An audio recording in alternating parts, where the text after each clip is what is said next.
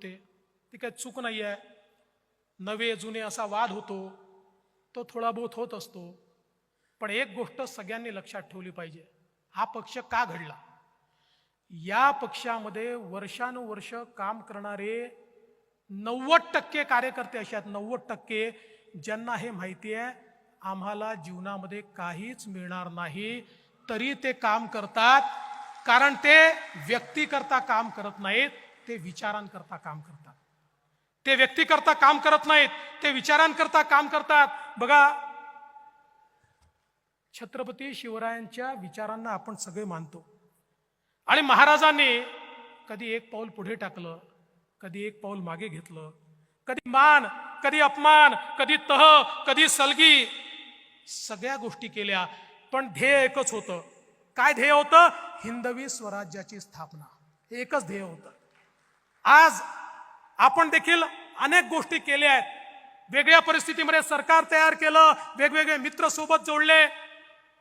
काहींना आवडलं असेल, काहींना आवडलं नसेल, पण लक्षात ठेवा, या ठिकाणी केवळ सत्ता मिळवणं एवढा आपला उद्देश नव्हता. या महाराष्ट्रामध्ये ज्यावेळी आमच्या सामान्य कार्यकर्त्यावर अत्याचार होत होता, या महाराष्ट्रामध्ये सामान्य महाराष्ट्रातल्या जनतेवर कोविडच्या काळामध्ये भ्रष्टाचार त्या ठिकाणी होत असताना, अत्याचार होत होता, त्यावेळी आपण हे परिवर्तन घडवलं. आणि परिवर्तन घडवताना बाळासाहेब ठाकरे, सद्य हिंदू हृदय सम्राट, यांच्या विचारांवर चालणारे, खऱ्या अर्थानं त्यांच्या विचाराचं प्रतिनिधित्व करणारे एकनाथराव शिंदेजी यांना आपण सोबत घेतलं. नंतरच्या काळामध्ये अजितदादांना देखील आपण सोबत घेतलं. हे खरं आहे, त्या राष्ट्रवादी सोबत आपण खूप संघर्ष केला. त्यामुळे अनेकांना असं वाटलं, ज्यांच्याशी संघर्ष झाला आता त्यांच्याशी सलगी कशी करायची. पण ध्येय ज्यावेळी स्पष्ट असतं, त्यावेळी त्या ध्येयाकडे जाताना कधी 2 पावलं पुढे टाकावे लागतात, कधी 2 पावलं मागे टाकावे लागतात, कधी तह करावा लागतो, कधी सलगी करावी लागते. त्यामुळे एवढं लक्षात ठेवा, देवेंद्र फडणवीसला सागर बंगला मिळाला किंवा तो मिळावा याकरता हे सरकार आपण आणलेलं नाही आहे, तर माननीय आपले प्रधानमंत्री मोदीजी ज्या प्रकारे देशाला पुढे नेत आहेत, त्यांच्या वाटचालीमध्ये महाराष्ट्र त्यांच्या सोबत राहायला पाहिजे. म्हणून हे परिवर्तन या ठिकाणी आपण सगळ्यांनी केलं आहे. आणि म्हणून आपल्या मनामधले किंतु परंतु काढून टाका. सल्ले जरूर द्या, पण सल्ला देत असताना आपण काय करतोय. सगळं नेत्यांनी करावं असं नाही, आणि सगळं कार्यकर्त्यांनी करावं असं देखील नाही. आपल्याला सगळ्यांना एकजुटीनं या ठिकाणी समोर यावं लागेल. आणि म्हणून तुम्हाला माझी विनंती आहे, आमच्याकडनं काही चुका घडल्या असतील, असू शकतात, काही चुका निश्चितपणे झाल्या असतील, त्या चुका तुम्ही पोटात घातल्या पाहिजेत. कारण आम्हीही तुमच्यासारखे कार्यकर्ते आहोत. हे पद मिळालं म्हणून आम्ही मोठे नाही झालो, आम्ही पण कार्यकर्ते आहोत.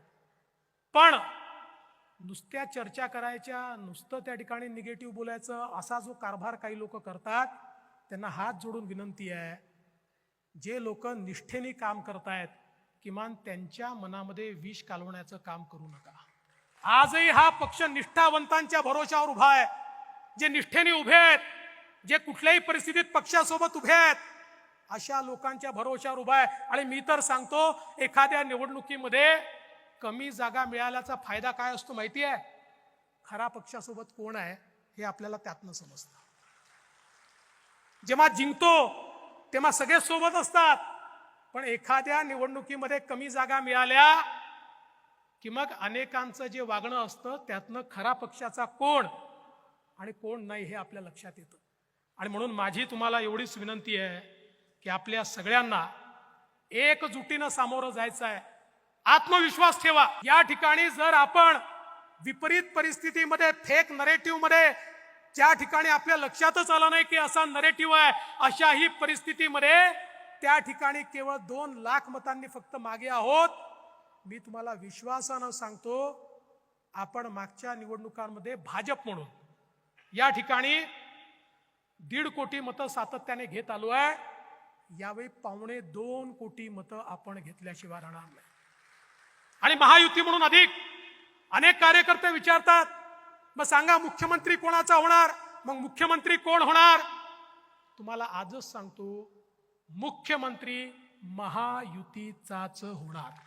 यानंतर कोण मुख्यमंत्री, काय मुख्यमंत्री हा प्रश्न विचारू नका. हा प्रश्न डोक्यातनं काढून टाका. आज हा प्रश्न आपल्या समोर नाही. आपल्या समोर एकच लक्ष आहे. ज्याप्रमाणे अर्जुनासमोर माशाचा डोळा एकमेव लक्ष होतं, तसं आपलं एकच लक्ष आहे, पुन्हा या महाराष्ट्राची सेवा करण्याकरता आपलं सरकार स्थापन करणं आणि त्याकरता वाटेल ती किंमत कार्यकर्ता मोजायला तयार आहे. अशा मानसिकतेतनं जर आपण पुढे गेलो तरच मला असं वाटतं की ही निवडणूक आपण निश्चितपणे जिंकू शकू. आणि म्हणून एक भक्कम संकल्प घेऊन आपल्याला जायचं आहे.